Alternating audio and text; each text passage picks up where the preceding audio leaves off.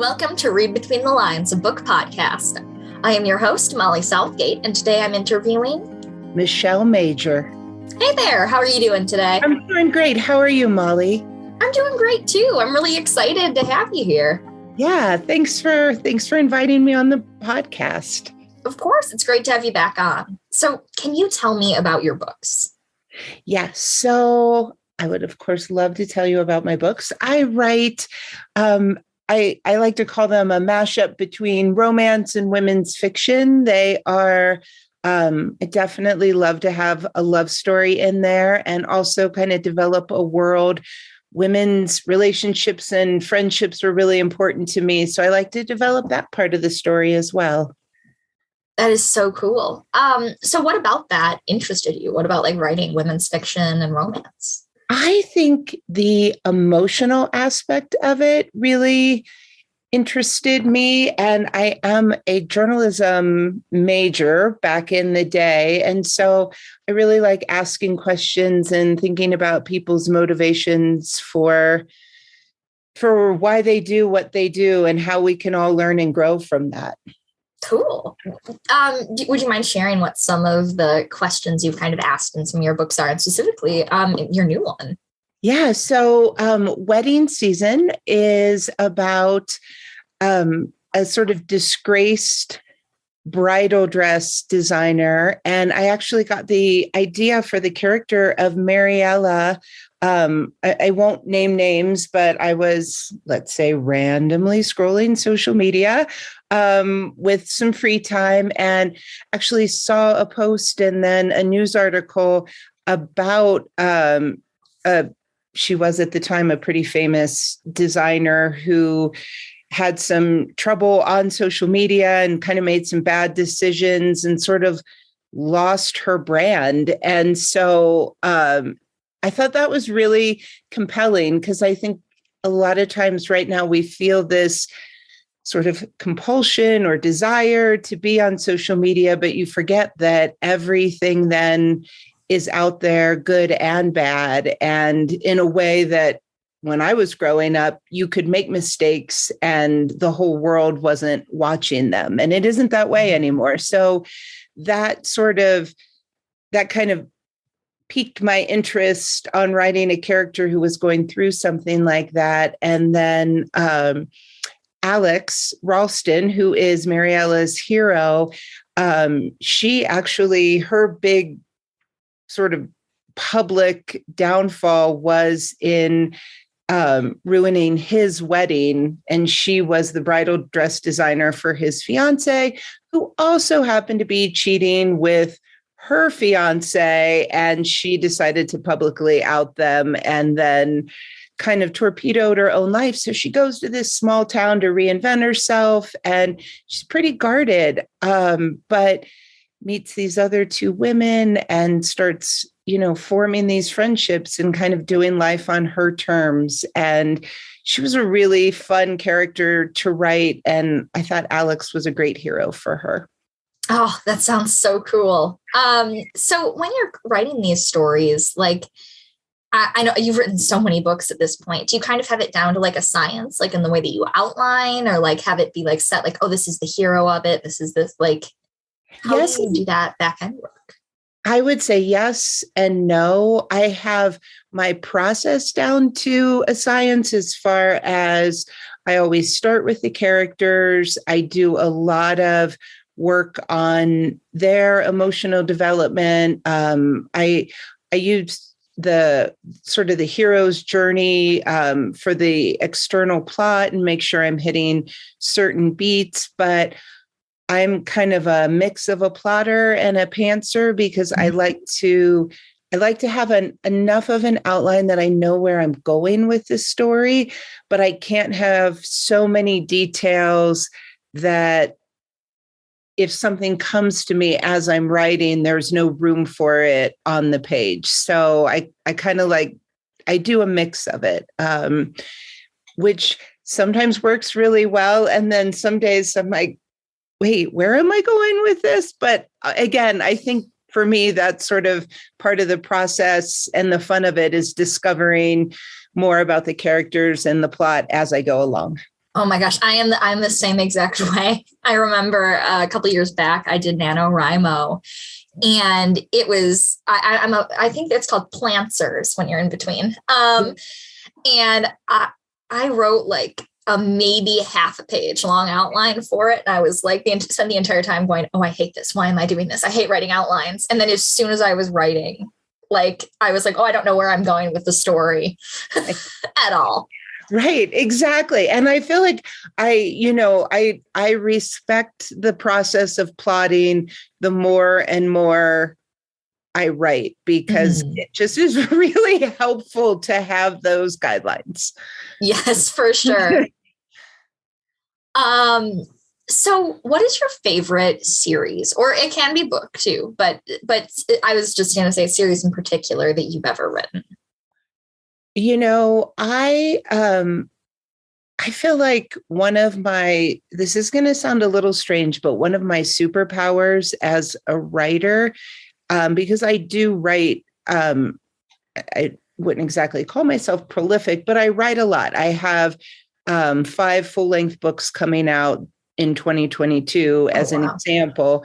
And I tend to not remember a lot of details about what has come before. I get so focused on what I'm doing now. So I think it's kind of an easy answer, but whatever the series that I'm working on, because that's the world I'm immersed in, that's typically my favorite at the time. Although typically my favorite book is whatever one I'm going to write next, because Mhm. as I'm writing the book, that's when it's hard. But when you're kind of just imagining the next book you're going to write, that's really fun and sexy. That is so cool. Can you share any tips for like that process of kind of transitioning your head into like this whole other world? Yes, the way I do it, what works for me is I do, well, they're writing sprints, but basically it's, 45 minutes to an hour. I have a program where I lock myself off the computer, off the internet. I turn my phone on do not disturb. I go where nobody can hear me. I actually have this app. I think it's really great. You can use white noise or whatever. I use this app called Brain FM, which is just sort of background music. And I just kind of shut out everything else in the world and in the real world, so Mhm. that I can really get into this world. I light a candle. I have certain playlists for every book, where if I need to sort of come up with the emotion, there are certain songs that do that for me. But really, it's just about sort of the mental blocking out everything else so that I can be in that moment of writing. That is really awesome. Thank you for sharing that. I actually recently had someone on who said that they listen to songs in other languages. Oh, that's fascinating. Isn't That's it really, so cool? Because like they said that they struggled with like connecting to classical music or the white noise or anything, and so that was like their go-to. It's really interesting to hear everyone's process on that because it's always so different. yes, I might have to check that out. I'm always looking for, new things that just sort of spur you on. Recently I write in Scrivener, in a word processing software called Scrivener. And recently I switched the font that I write in, which is such a little thing, but it was just kind of this fresh tweak for me. So whatever That's works. yeah, that kind of stuff can really change it. Like it sounds like, oh well, it's just a font that doesn't really impact the writing, but it does because it has a different mood to it.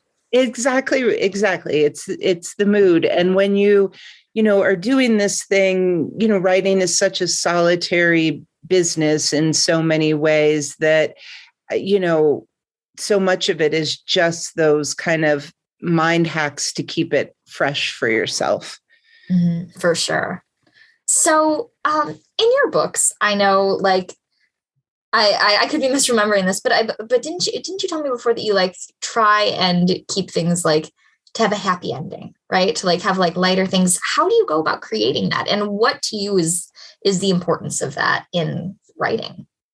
I think the importance of a happily ever after, or the promise of a happily ever after, specifically within the romance genre, that's a real reader expectation. And so I think I think that's important to deliver to readers.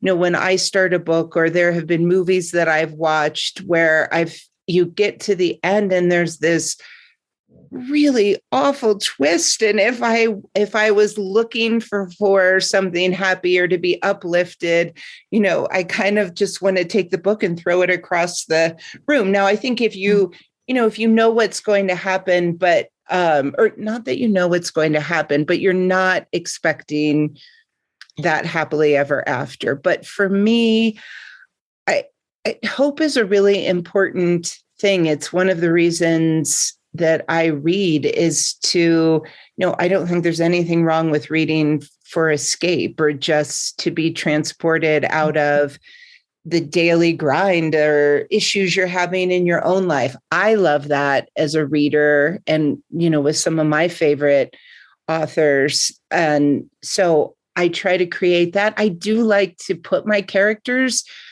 through a lot. I want them to earn their happily ever after. I want them to learn something and go on a journey of growth and discovery, because I think readers can relate to that as well. And you might not be experiencing exactly the same thing as a character, but if you have some empathy and understanding, I think that makes the happy ending even sweeter. I love that. And then that really strengthens like the plot too, having that conflict and seeing them really like change. That kind of brings me into another question that I was wanting to ask, and that's, what is your character creation process like? And like how do you map out like how they grow and stuff like that, if at all? So I do. I mean, I tend to, I start typically with characters, and especially in a long running, well, right now, the Carolina Sisters Wedding Season is the third book in the series, and I am under contract for 3 more with Harlequin, and it is also set in the same town as a previous series. So I think for me, a lot of times I have characters that take a focus in one book who readers might have been introduced to in a previous book. So I've gotten to know them, readers get to know them, but I really do, I do a lot of digging into their backstory, what happened, what their wound is, what they really long for, those kind of classic character questions. And then, of course, one of my favorite ways to research characters is to go onto Pinterest or the internet and just sort of Google. I'm very visual, so I always put a face with the character, and then I print them out on colored paper. I, have them around my computer so that I can kind of look up and have that character kind of staring me in the face as well. That is really interesting. It sounds like it's so smart, and I don't think I've ever heard that approach before, where people have had like they like picked out like exactly what the characters look like and had them like taped up. Right. And I have it. It's, if anybody's on Pinterest, it is part of my Pinterest world, but I don't, when I'm as a reader, I like to come up with what the character looks like for me based on the description the author is given. Mm-hmm. So, I don't know that readers need to picture a person exactly the same way I did, but for me, it's very helpful. Yeah, that's awesome. So you mentioned Pinterest and stuff like that. Are there any other tools or anything like that that you would recommend for writers? I think, I'm constantly reading craft books and looking at blogs. I'm fascinated with how any writers in any other genre, how they do it. How, I'm always looking to improve my process. Or like when you talked about the foreign language or music in a foreign language, I think that kind of stuff is fascinating.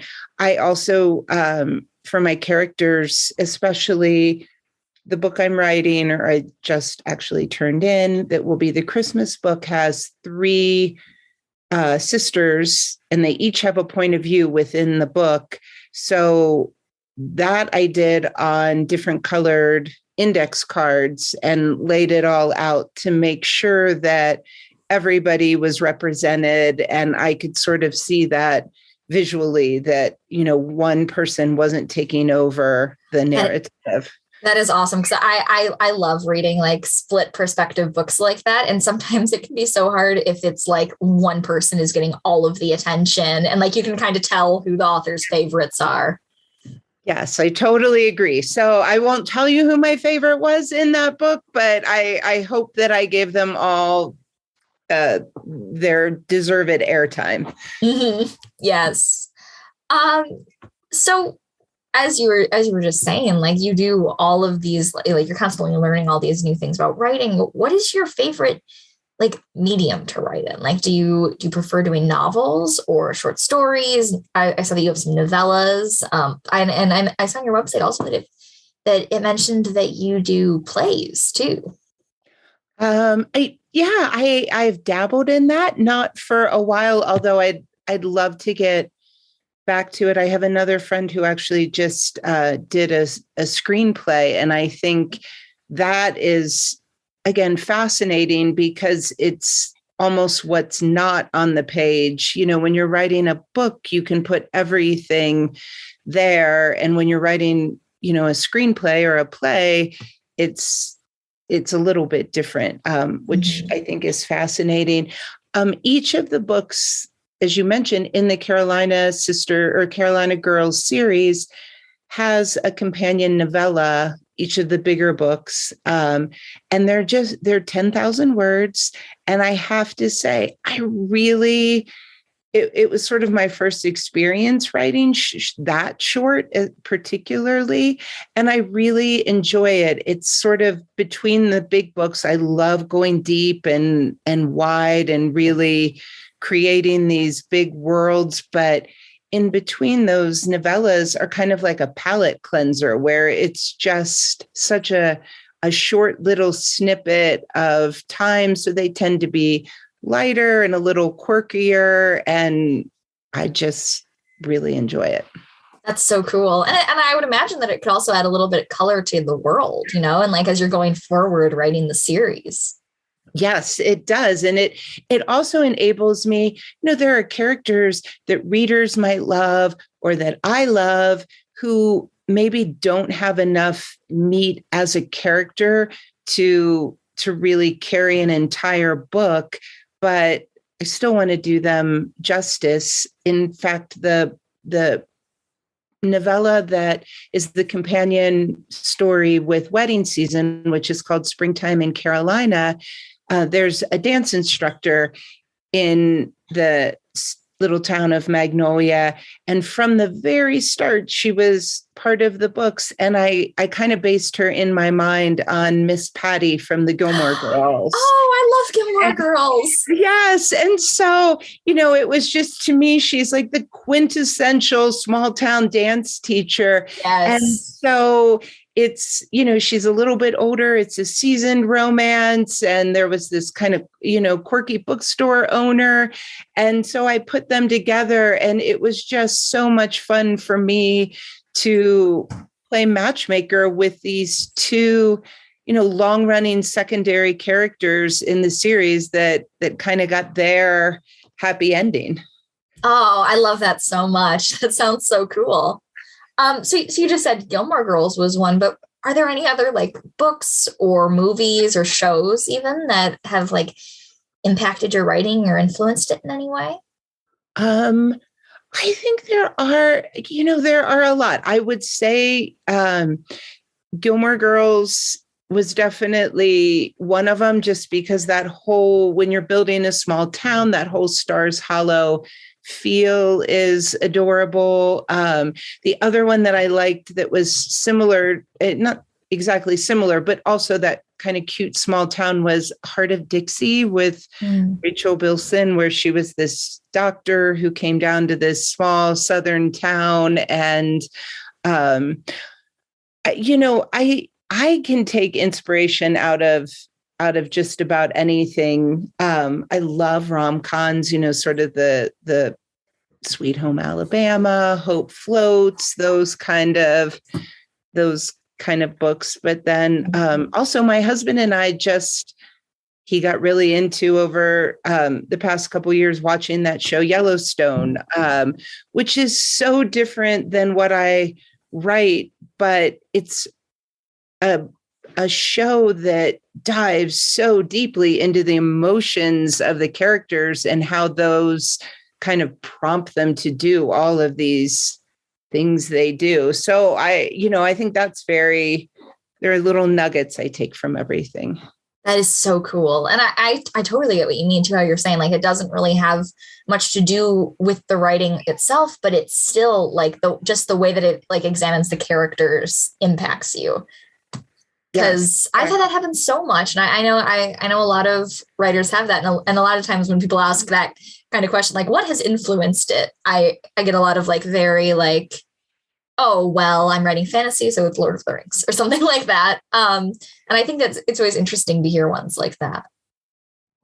Yeah, I think I find inspiration. It could just be, a line in a show that, or a muse, a song that's the soundtrack of something that just sort of gets me thinking. But I think it's also probably really annoying to watch shows with writers or people who are avid readers, because my husband and I will watch something and I'm always going, and this is going to happen next. And he's like, how do you know that? I'm like, because the way they're developing this character, this has to happen next. So me too. That was with me too. I can I'm the worst to watch like horror movies with, because I don't get scared at any jump scares, because I'm like, oh well, they're doing this with this part and this is about to logically right, you see it coming. And I'm always like, how can you not see it coming? It's so obvious. So yes, for sure. So what kind of books do you read? You mentioned that you're a reader. I am a reader, and I would guess, I think, can you say all of something? But I feel like almost all writers started out as readers. That's, how we came to love books and character creation. I will read just about anything. I don't have as much time as I used to. My very favorite, I love reading historical fiction, and in particular historical romance. It's always my, stay up until 2 a.m. because I just can't put a book down. Like, for example, I just read the newest Eloisa James, and, every time I start a book, I think, nope, I'm going to pace myself. This is how it's going to be. And then at 2 a.m, there I am in the closet trying to finish it. So. Oh yes. Yeah, I know that feeling. I feel like it's a pretty universal reader thing. Just that I'm totally going to pace myself this time and then stay up all night. Yeah. Exactly. So over the course of writing all these books and series, how do you feel that you've grown as a writer from the beginning?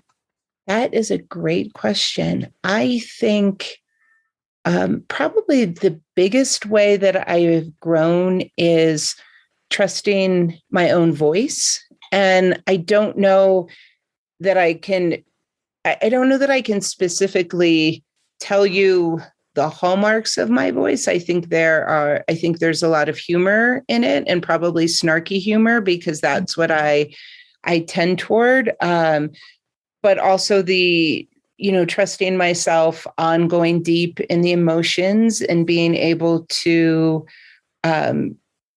take characters on this journey where, you put them through the ringer. I know as a writer now, some dark things can happen or can be in their past, but I can get them to the point where they've grown, and hopefully it ends up satisfying to the reader. Whereas I think when I was a newbie writer years ago, I didn't trust it enough. So I would say that's how I've developed the most, is just trusting myself in the craft. That is awesome. Well, thank you so much for sharing and for coming on today. This has been so great. Thank you so much for having me. I've so enjoyed talking to you. I've had a great time talking with you too. It's always good to have you back on. I just have one last question, and that is, what do you have coming up? So, as we mentioned, wedding season is the latest. And then after that, I have a shorter book, A Starlight Summer, comes out in June. And then I'm really excited about my holiday book this year called The Wish List, which will be out in October. Awesome. Well, everyone go read all of her books because they all sound excellent. For Read Between the Lines, my name is Molly Southgate. I'm Michelle Major. Let's end this the way all great stories end. Happily ever after. The end. Thank you for listening to Read Between the Lines, a book podcast. You can follow the show on Instagram and Facebook at Read Between the Lines Podcast and on Twitter at RBTL Podcast. Make sure to follow the authors who I've been talking to hear all about their upcoming projects, and also because they're cool people. This show is hosted by me, Molly Southgate, and produced and edited by my dad, Rob Southgate. Read Between the Lines is a Southgate Media Group production, and you can find all the great content put on by the network at southgatemediagroup.com. You can read the story of how I and many other podcasters started in the anthology book Pod Life, which you'll find at the link in the show notes. Also in the show notes are links to buy the books featured on this episode. Using those links supports this show and the incredible authors being interviewed. Have a great week and keep reading.